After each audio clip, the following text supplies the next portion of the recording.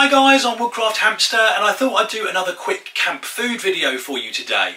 Now what I want to talk about is making a dehydrated soup, and I've seen a lot of these online, a lot of different methods, and quite a few people tend to make up a batch of sort of proper fresh made soup and then lay it out in a dehydrator either on specialist trays or baking paper, and I've tried that, and to be honest it can be done, but it is a little bit messy and time consuming. And what I want to show you today is how to make something much more akin to kind of a packet powdered soup that you can buy just off the shelf, the kind of thing that we probably all keep in our packs for this kind of thing anyway. And what I'm going to be using is some veg that I've previously dehydrated. You've seen me make this before in another video, and this is just my method of turning it into what is essentially an instant soup. So let me just move the camera a little bit closer in and I'll show you what it is we're going to be doing.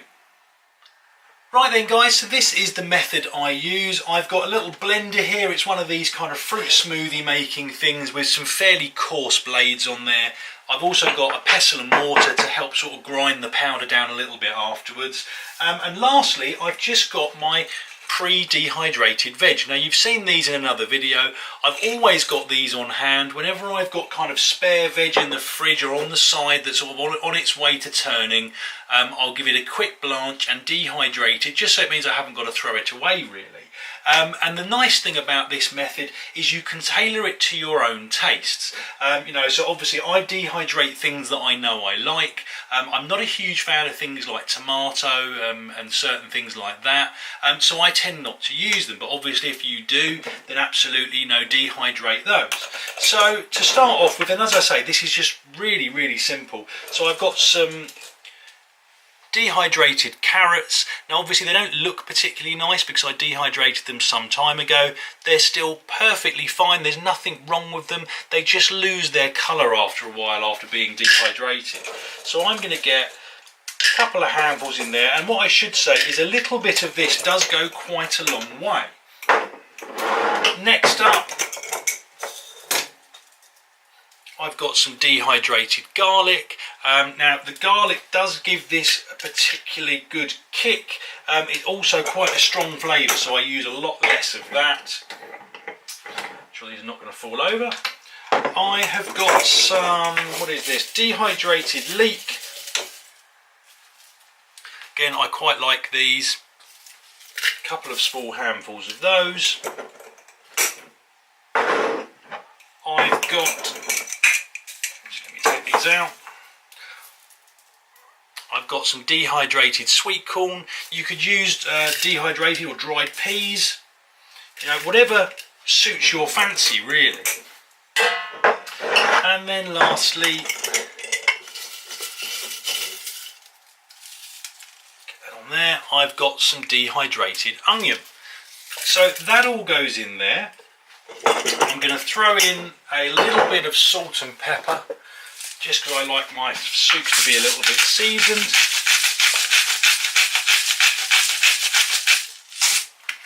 And that is pretty much it. So I'll get this lid on. I'll bring this over a bit just so you can see it. And I'm just going to blitz this up for, I don't know, 30 seconds.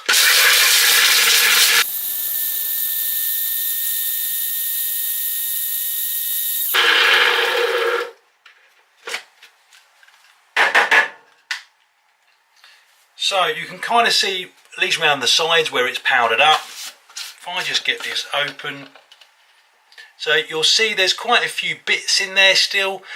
So at this stage, I just normally keep an eye on it.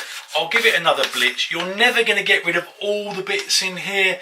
I mean, if you've got a particularly powerful food processor, maybe you can do, but I find you always still get a few little bits. But I'm just going to blitz this again really quickly. If I can get the thing to work.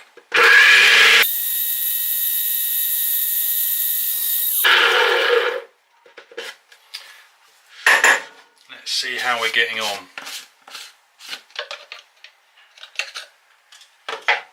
So we've got rid of some of those bits, and to be honest, you know, that's probably about the best as we're going to get it from here. So next I'll move over to the pestle and mortar. I'll just throw a really small amount in there.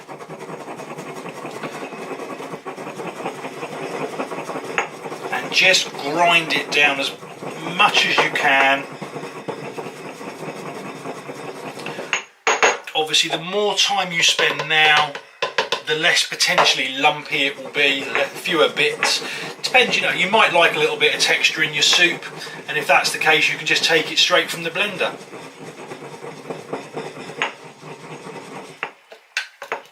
And just keep adding a little bit more in until you're satisfied.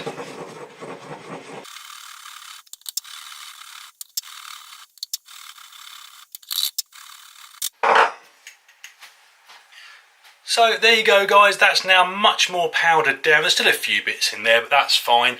I'm going to stick some hot water on the boil, and I'll come back and I'll show you how it is I'll make this up. Right then guys, so here is our finished mix. As you can see, it's not quite as sort of powdery as the instant soups that you can buy off the shelf. I've just boiled the kettle and I'm going to add some hot water.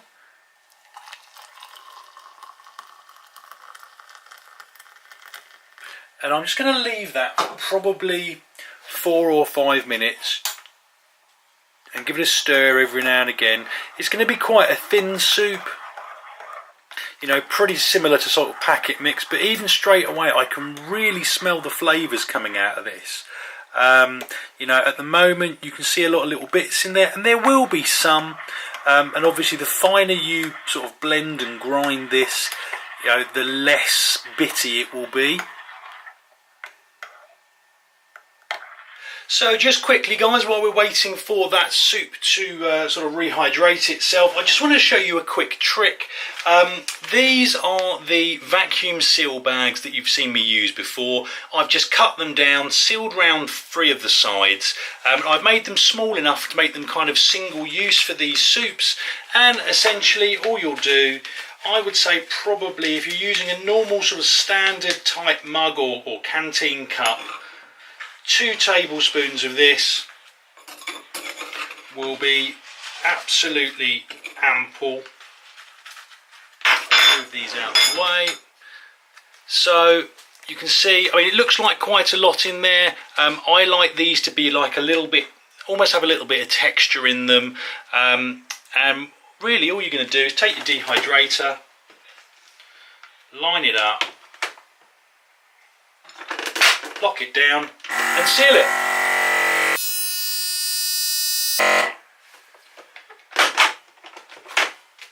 And there you have one pre-packaged instant homemade dehydrated veg cuppa soup ready to throw in your pack that will last almost indefinitely. Right then guys, so there we have it. We've got some packed away to use later, and we have the finished product here. Now if I just tilt you down so you can see, if I give it a bit of a stir, you'll see there's still a little bit of cloudiness in there. You know, we've got some bits in here, and you know, that's to be expected. You know, I could spend a lot more time grinding this down and trying to sort of turn it into a powder, and you know what, for me, I think this is absolutely fine. It's quite a nice flavour, you get a little bit of texture in there, but you know, it really just depends on what you like. You know, you can spend 20 minutes, half an hour at the pestle and mortar, really powdering it down, and you'll get a lot less of that. And you know, these flavours, as I say, these flavours are based on what you like. You know, I often find you go into a shop somewhere and they've got pre-packaged things that have a certain type or a certain number of flavours, and I might like some but not all of them. And with this I can kind of put together exactly what I like. I can season it how I like. Once I vacuum pack them, they live in my pack in a little side pocket. And you know, they can sit there for months and months on end to no ill effect, and I can use them as I need them. And these are really nice around the campfire. You know, if it gets a little bit chilly one evening, you've had your main meal, you're up for a few hours, you know, chatting with friends, all you need to do is put a little bit of boiling water on, stick one of these in your cup, and it's just something that will warm you through either of a night time or on a cold winter's day, or you know, even in the summertime. You know, these are actually quite pleasant as a lunch if you don't want to take too much stuff with you. So they really are kind of multi-use. They do a lot of things for you depending on how you want to use them.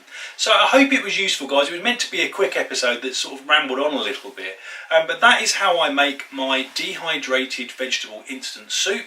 I hope it's given you something to think about, maybe prompted you to try it yourself. Comments and questions in the box below. Hit like and subscribe if you'd like to see more, and I hope you'll all join me next time. Cheers, guys.